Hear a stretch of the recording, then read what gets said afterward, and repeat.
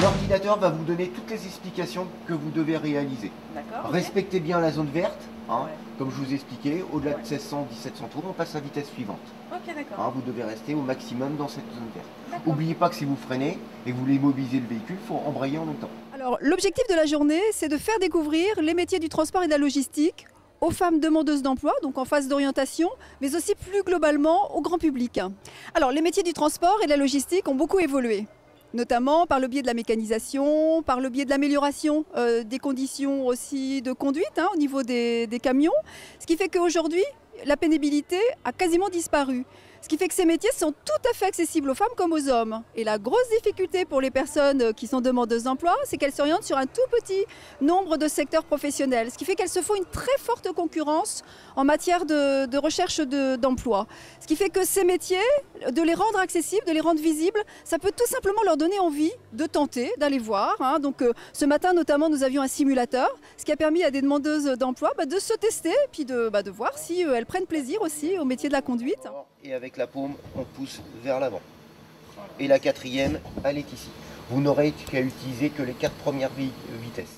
Alors il y a de nombreux métiers, il y a conductrice routière bien sûr, c'est peut-être le plus visible en fait, notamment conduite aussi, transport en commun, ça on voit maintenant beaucoup de femmes au niveau des autobus, mais c'est aussi tous les métiers de préparatrice de commande au niveau de la logistique, c'est aussi les métiers de cariste, les petites conduites d'engins pour aller mettre, stocker, organiser comment dirais-je, ensuite les livraisons.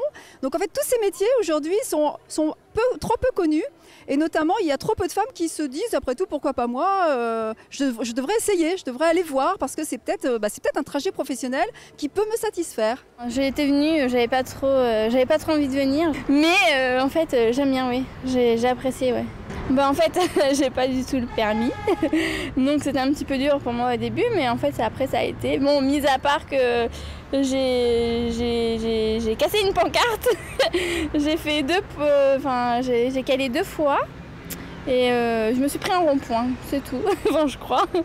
Donc ça va, ça a été, oui. Si on aime la conduite et faire beaucoup d'heures et puis surtout la conduite, ouais, c'est un beau métier. Je commençais par passer mon permis et après si je ne trouve pas de métier dans ce que je veux faire, pourquoi pas passer mon PL.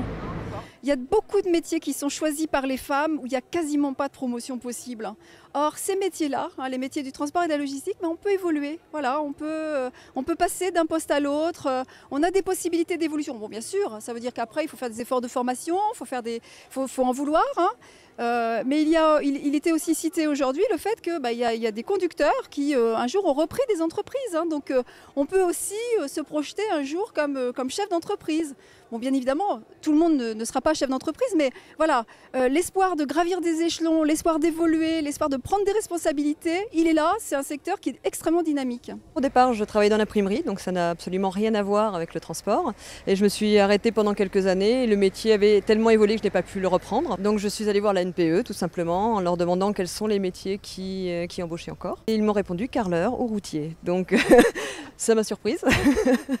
Mais donc du coup, je me suis dit pourquoi pas la route, puisque j'aimais conduire. Et comme j'avais des amis qui étaient routiers, je connaissais un petit peu le milieu.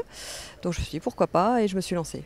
Une envie depuis longtemps, mon mari étant chauffeur routier, mais bon, je ne pouvais pas, j'avais les enfants à élever et dans le transport on part à la semaine souvent, c'est mon cas. Donc j'étais obligée d'attendre que les enfants soient grands pour passer mes poids lourds à 45 ans. Maintenant les camions sont bien équipés, il y a beaucoup d'assistance au niveau de la conduite, il n'y a pas de problème à conduire un camion. La seule chose qui diffère d'une voiture, c'est le gabarit. Mis à part ça, et puis les hommes sont charmants dans le métier. Peut-être parce qu'on n'est pas nombreuses en ce moment, quoi, mais les hommes sont tout à fait charmants avec nous. Contrairement à ce qu'on peut penser, c'est pas si difficile que ça de rentrer dans une entreprise où il y a autant d'hommes, quoi. Ça se fait relativement simplement.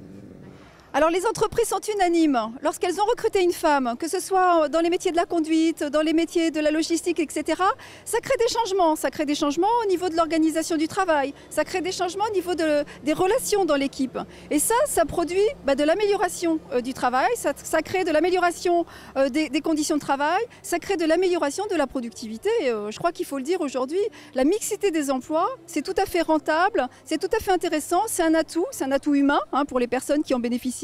C'est un atout social et c'est un atout économique réel. La majorité des femmes que je connais dans le transport sont passionnées par leur métier, véritablement. Même certaines, pour rien au monde, elles quitteraient leur camion. J'y trouve quand même pas mal d'avantages, comme une forme d'indépendance quand on est dans son camion.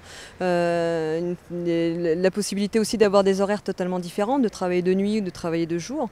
Donc ça laisse quand même pas mal de possibilités.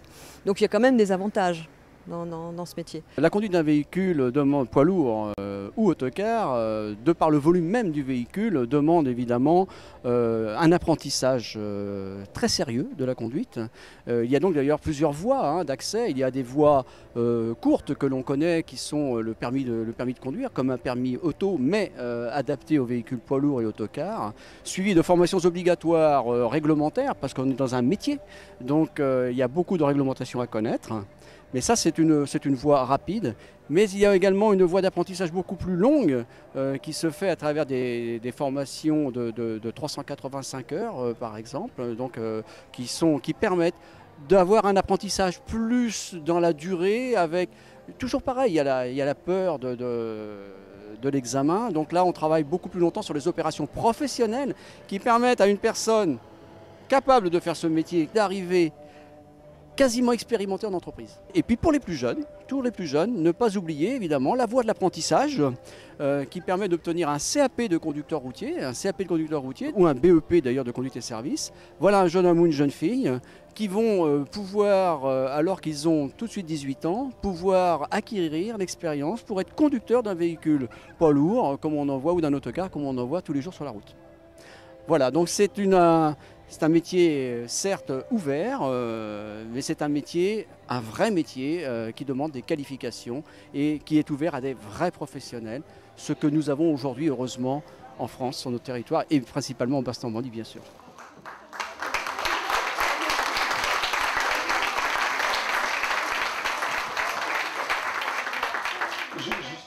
Je vois Martine qui est ravie, c'est vrai que c'est la première fois depuis qu'il existe ce nouveau dispositif Espoir, qui est un vrai espace d'orientation et d'intégration professionnelle, que nous avons l'occasion de célébrer au moins un premier parcours sur un simulateur, sur un camion, ce sera encore mieux. Depuis que nous avons signé le protocole, donc il y a des engagements, c'est-à-dire que la branche transport logistique veut vraiment améliorer les choses, améliorer la place des femmes dans ces métiers. Donc nous observons régulièrement depuis 2006 aujourd'hui, les chiffres et l'évolution, et on constate des améliorations. Alors on prend 1 point, 2 points, 3 points. On a dû passer de 28% à 30% de femmes, par exemple, dans certains métiers. Donc on voit des évolutions significatives, ce qui nous encourage à poursuivre ces efforts de communication. Parce que c'est l'objectif recherché, c'est qu'elles prennent plus de place au niveau de ce secteur transport et logistique. C'est un métier où on a le sentiment d'une grande liberté. Bien sûr, on a quand même nos livraisons à effectuer, on a des horaires quelquefois qui sont imposés, mais on n'est pas... Et puis c'est pas la routine, on fait jamais la même chose. On voyage partout et quand on est au volant de son camion, on se sent vraiment bien, libre, heureux. Moi, je regrette qu'une chose, c'est de ne pas avoir commencé beaucoup plus tôt.